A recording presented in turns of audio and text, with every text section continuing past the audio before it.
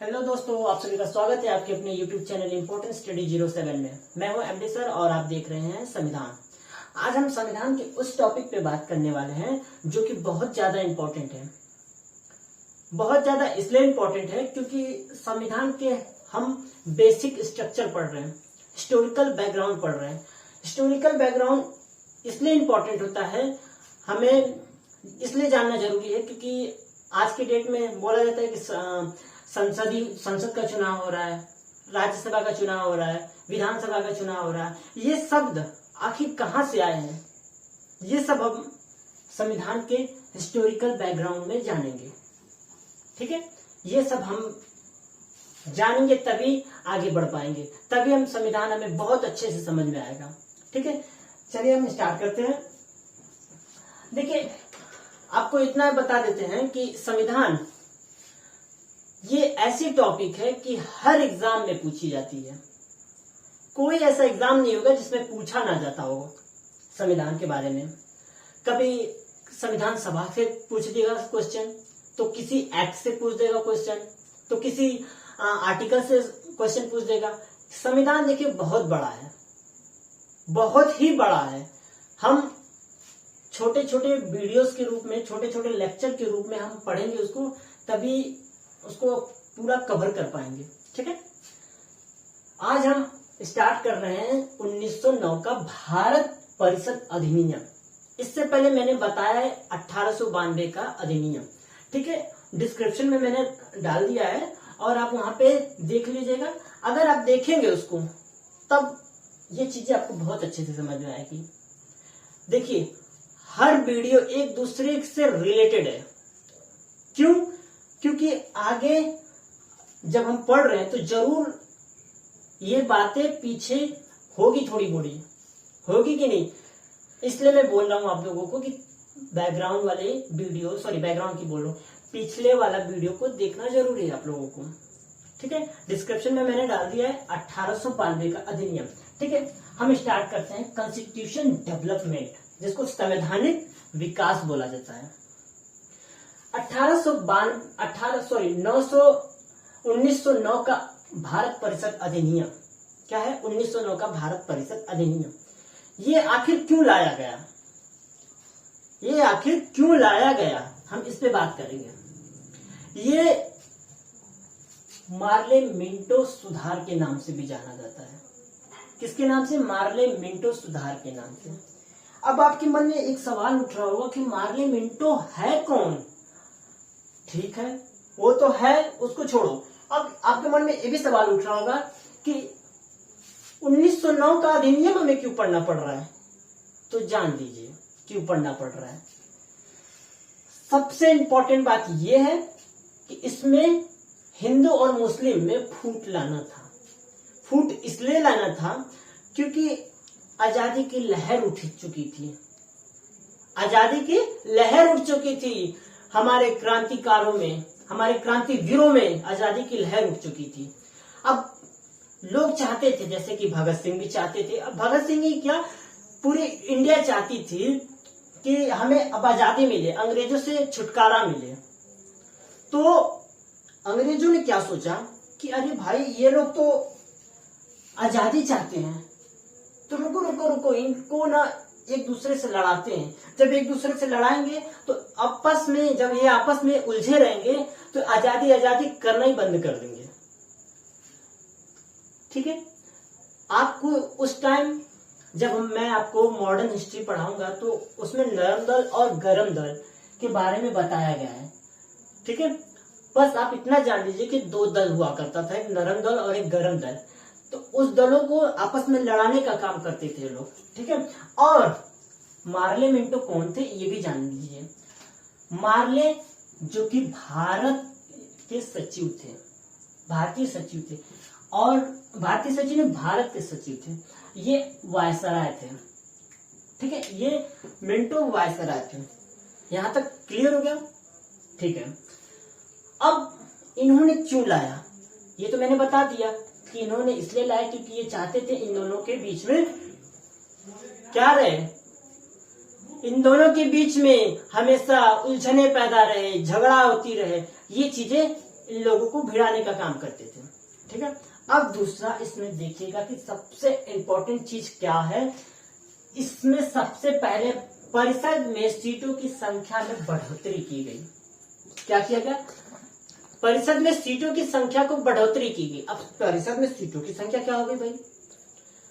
1892 में मैंने आपको पढ़ाया है कि 10 से 16 सीट बढ़ाई गई, 10 से 16 सीट किया गया। अब इसमें कितना कर दिया गया? 16 से 60 सीट कर दिया गया। केंद्र की बात कर रहे हैं हम। केंद्र का मतलब लोकसभा। आप मोटी मोटा इतना जान लीजिए कि लोकसभा। अब इससे क्या होता है? चुनाव होता है ना, विधानसभा का चुनाव होता है और लोकसभा का चुनाव होता है। जब लोकसभा का चुनाव होता है तो उसमें यह कहा जाता है कि प्रधानमंत्री का चुनाव हो रहा है। क्या कहा जाता है? प्रधानमंत्री का चुनाव हो रहा है। फिर कहा जाता है विधानसभा का चुनाव हो रहा है भाई। तो विधानसभा का चुनाव का मतलब आप समझ ही रहे हैं कि मुख्यमंत्री का चुनाव होता है। मुख्यमंत्री का चुनाव तो लगभग हर ही राज्य में होता है, हर राज्य में। केंद्र शासित प्रदेश को छोड़ के केवल आपको बता दें कि दिल्ली एक ऐसा राज्य है, केंद्र शासित प्रदेश है, जहां पे मुख्यमंत्री का चुनाव होता है। वहां पे मुख्यमंत्री होता है दिल्ली में, और अदर केंद्र शासित प्रदेशों में मुख्यमंत्री नहीं मिलेंगे, आपको एलजी मिलेंगे, लेफ्टिनेंट गवर्नर, सॉरी गवर्नर बोला जाता है, गवर्नर। ठीक है, ये चीजें आपको समझ में आ गई होगी कि 16 से 60 सीटें कर दी गई केंद्र में। इसमें ये भी चीजें बताया गया कि आधा गैर सरकारी होंगे और सरकारी होंगे। मैंने आपको बताया है 1892 में गैर सरकारी और सरकारी क्या होता है। सरकारी जो ब्रिटिश के लोग रहते थे उसको सरकारी बोला जाता था, और गैर सरकारी जो कि भारतीय लोग काम करते थे उसको गैर सरकारी कहा जाता था। मोटी मोटा बस समझ लीजिए, समझने की यहाँ पे जरूरत है हमें। ठीक है, ये चीजें समझ में आ गई। पहला इसमें आप लोग ध्यान से लिख लीजिएगा ये चीजें। दूसरा इसमें नियम क्या था?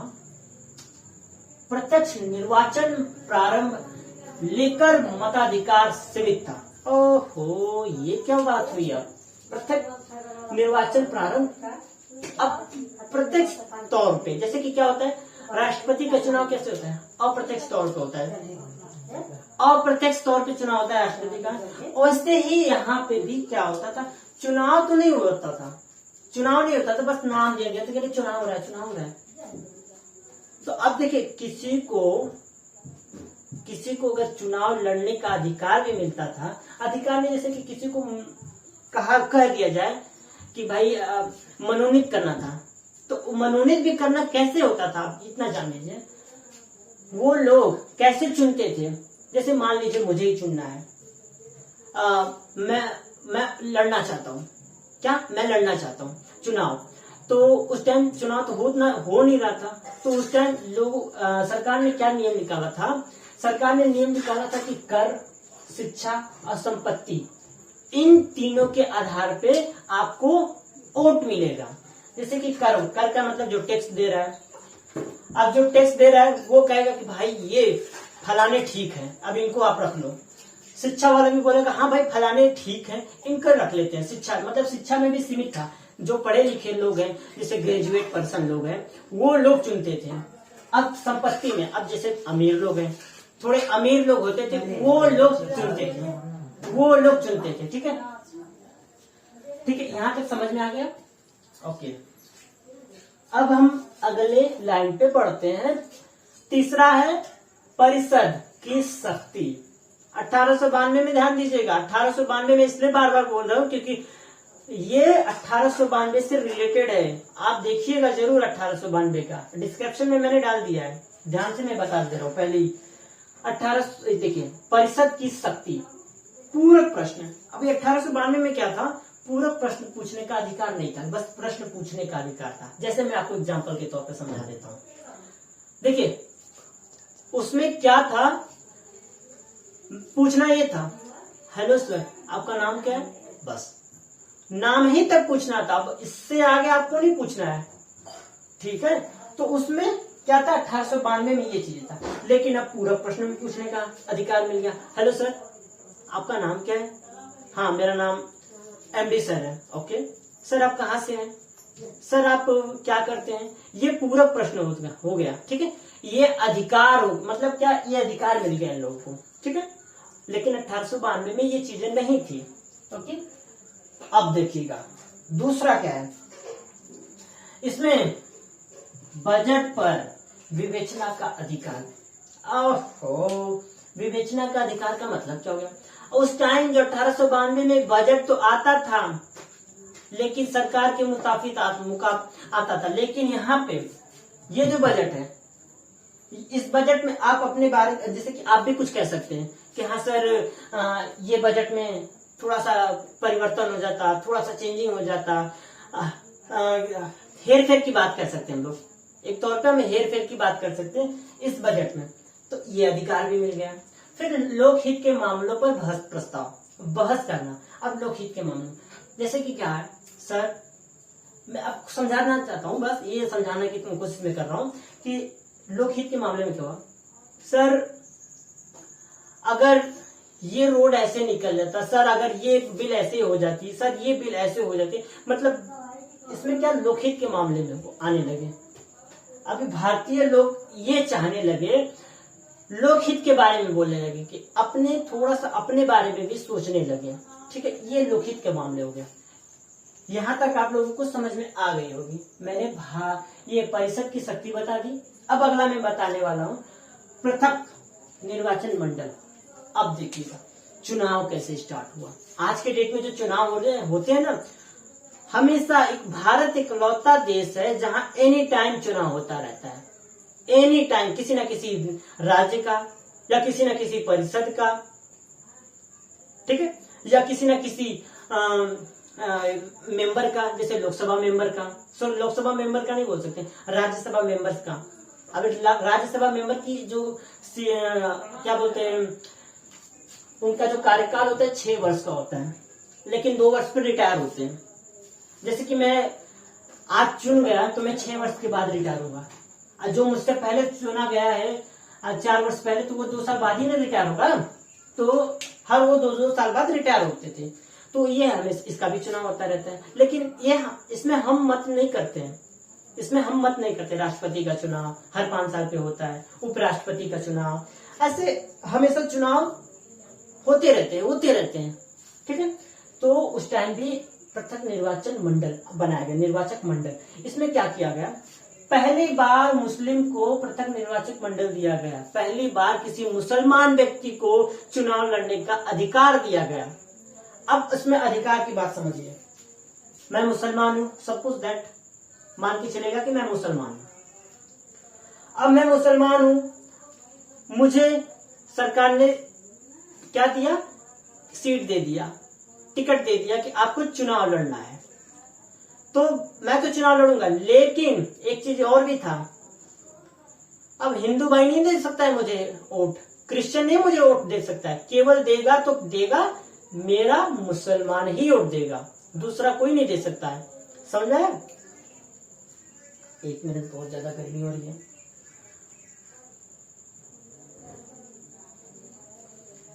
तो कहां पे थे हम लोग? हाँ, ये हम चुनाव के बारे में बात कर रहे थे। तो इसमें क्या किया गया कि केवल मुसलमान उठेगा तो मुसलमान ही वोट देगा, दूसरा कोई वोट नहीं दे सकता है। तो पहली बार क्वेश्चन में आपसे ये आ सकता है कि पहली बार निर्वाचक मंडल किसे बनाया गया, तो आप क्वेश्चन में आंसर लिख सकते हैं कि एक मुसलमान व्यक्ति को बनाया गया, मुसलमान को बनाया गया, ठीक है। ये क्वेश्चन रहा। यहां तक मैं आशा करता हूं कि समझ में आया होगा आप लोगों को। मैं पूरा कोशिश कर रहा हूं कि आपको अच्छे से समझा दूं। और देखिए अगला क्या है, प्रथम बार वायसराय की कार्यकारिणी परिषद में एक भारतीय को शामिल किया गया। अच्छा, एक भारतीय को शामिल किया गया। जैसे क्या हुआ था कि अभी देखिए मार्ले मिंटो जो थे ये वायसराय थे, अब इनके साथ एक भारतीय को भी शामिल किया गया। अब वायसराय कौन था? एसपी सिन्हा थे, ठीक है। एसपी सिन्हा एक भारतीय, पहले भारतीय कह सकते हैं हम, पहले भारतीय कार्यकारिणी परिषद में किसको शामिल किया गया, तो एसपी सिन्हा को, ठीक है। दूसरा क्वेश्चन है आपके लिए, क्वेश्चन नहीं दूसरा है इसमें, ब्रिटिश में भारतीय सचिव की भारतीय परिषद में 2 भारतीय को शामिल किया गया। 2 भारतीयों को शामिल किया गया। अब ध्यान दीजिएगा किन किन को शामिल किया गया, ये एग्जाम के आवर्त से बहुत ज्यादा इंपॉर्टेंट है। आपसे एग्जाम में पूछ सकता है कि भारतीय सचिव की परिषद में किन 2 भारतीयों को शामिल किया गया था। सबसे पहले तो आप केसी गुप्ता बोल सकते हैं, ओके। दूसरा आप बोल सकते हैं सैयद हुसैन बिलग्रामी, दूसरा है सैयद हुसैन बिलग्रामी। ये दोनों आपके लिए बहुत ही ज्यादा इंपॉर्टेंट है। ठीक है, आज के लिए इतना ही, मिलते हैं अगले वीडियो में, तब तक के लिए नमस्कार।